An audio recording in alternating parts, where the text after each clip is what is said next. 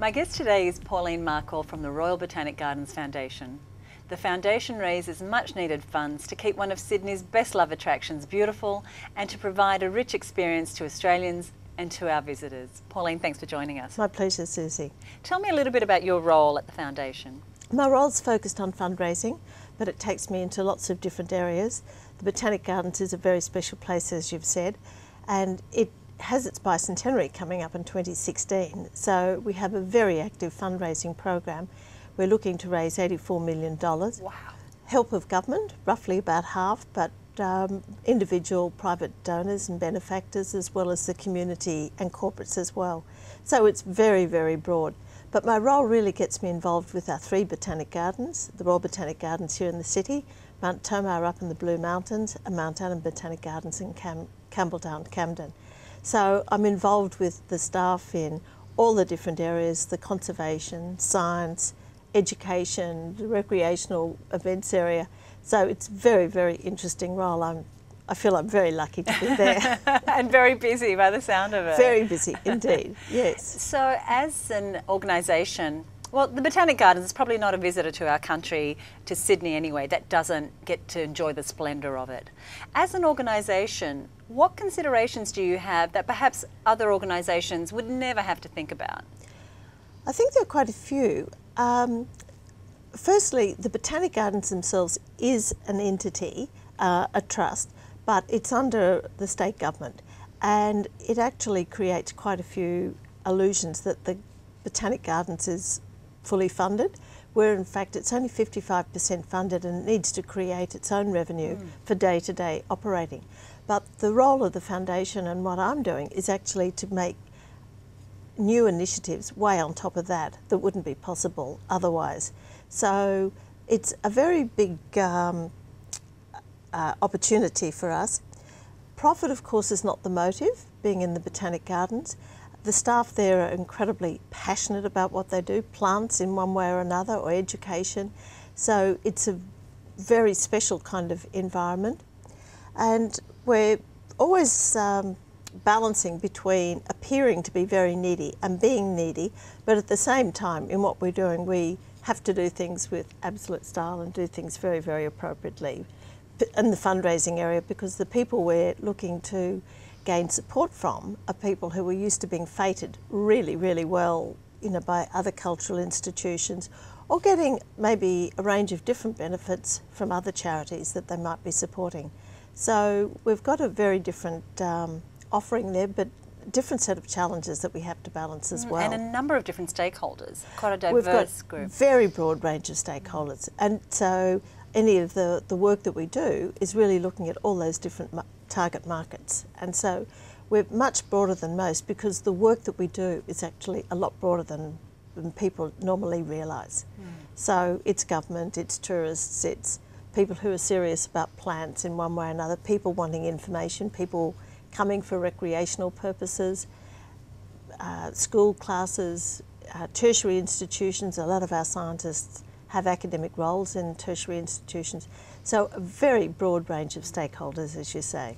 Let me ask you about you personally and your career, because you've been in marketing, you've been in executive search, you've been in many management and leadership positions.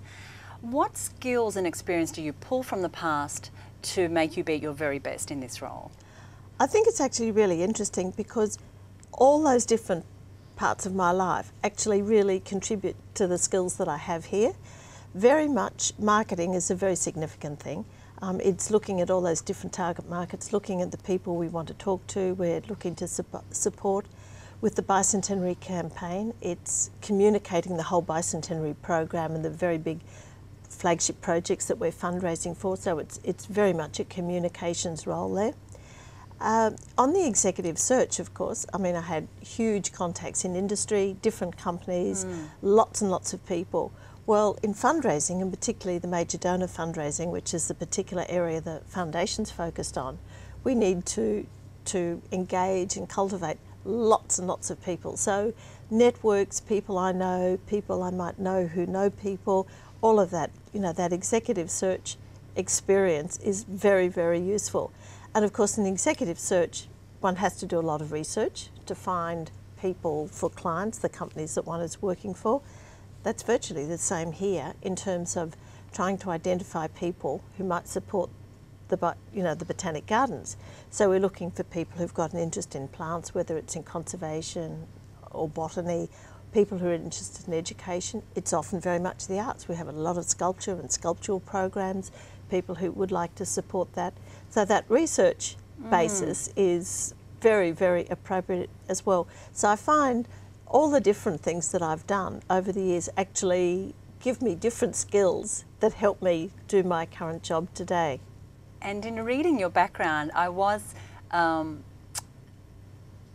illuminating to me that really sometimes we don't know, as we're doing one job today, how that is going to benefit us into the future, but that your bag of tricks, if you like, is so broad and diverse because of these different roles that you've had over the years. There's another role I want to talk about, and that is that of being a board member. And you've sat on both private boards and not-for-profit boards. Yes. What do we as women need to do to be board ready? Because I want to see more women on boards. So what would you recommend? I think there's a range of things, but the things perhaps I'd particularly talk about: technical skills and people skills, and also then intuition. Clearly, to be a good board member, one has to have very good technical skills.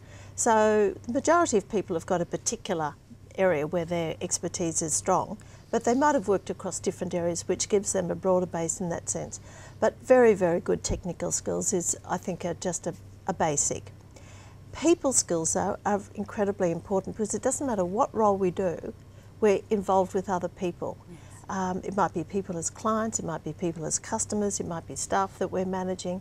So to be able to communicate with people, relate to people, delegate up, delegate down, people skills are really important, and I think that we can't underrate that.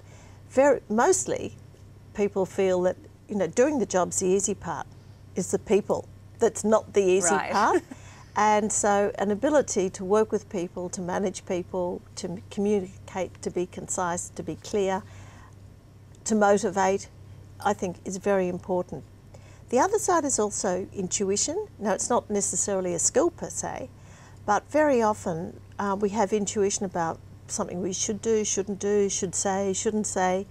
And I think that we should always listen to our intuition. Women tend to be fairly capable in this particular area.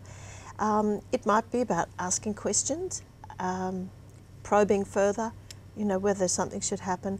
So I think that those are the three areas that I would suggest for women to concentrate on. In 2003, you were awarded the Centenary Award for the contribution you've made in the area of business leadership. So from that perspective, what advice would you give those of us looking to become better leaders? I think having strong vision is really, really important for a good leader.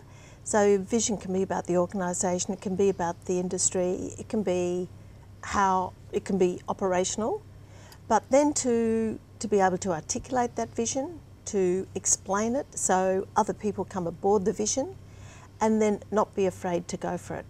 So to be visionary is something that a lot of people aren't, but when people do have vision, it's very easy to rally people behind, get them excited, motivated, and really come into it very well. It's important, I think, also to be very clear about your ethics.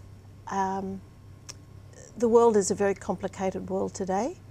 There are a lot of different situations that can put us in compromising positions, and I think to be a good leader is to be clear in oneself about what the ethics are that each of us wants to live by, and then to live by those ethics. Sometimes that can put us in an uncomfortable position, but if we're true to our ethics and true to what we believe is the proper way to go, then we can all, I think, sleep with ourselves, but do a good job and be respected for the job we do. And I suppose the other thing, I think, in terms of being a good leader, it comes back to this issue about people and being able to relate to people, communicate, to motivate, and to really lead a team. And I think that, the big leaders of the world have all been able to inspire people to really, let them see the vision, and they can communicate what they want to do and bring people behind them. Thank you so much for joining us. It's my pleasure. Thank you, Suzi.